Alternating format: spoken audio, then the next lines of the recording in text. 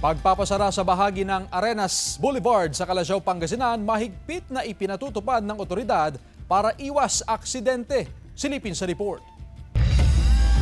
Unang linggo ng Pebrero nang may maaksidente sa Arenas Boulevard na bahagi ng Barangay Bud, Calasiao, Pangasinan. 2 katao ang namatay sa aksidente. Ilang araw matapos ang aksidente, ipinasara ang bahagi ng kalsada, partikular ang bahaging papuntang Kabilukaan. Dito sa bahaging ito ng Boulevard, isinasara tuwing gabi gamit ang mga barrier nito.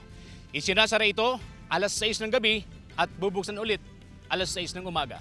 Ayon sa Barangay Council, humabot na sa 6 na aksidente ang naitala sa Arenas Boulevard. 3 na ang nasawi, kaya pinagbawalan ng pumasok ang mga motorsiklo at mga kotse na nagsasagawa ng drag race sa lugar, lalo na tuwing gabi. Nung naisara na namin, gumanda na ang sitwasyon ng barangay Arenas Boulevard. Tangi mga food stalls na lang ang pinapayagan sa gilid ng boulevard. Aabot sa 30 ang bilang ng mga negosyanteng nakapwesto roon. Pansamantala naman silang pinapayagan ng barangay. Habang hindi pa natatapos ang kalsada, ginagawa munang bilaran ng palay ang lugar. Malaking tulong sa amin, sir. At pinayagan kaming magbilad dito. Bukod sa mga barangay tanod ng Bud, mahigpit din ang pagbabantay ng mga pulis sa lugar. Maging disiplinado po sana ng ating mga kababayan para maiwasan natin yung aksidente. Kasama si Henry Duminsil, CJ Torida, One North, Central Luzon.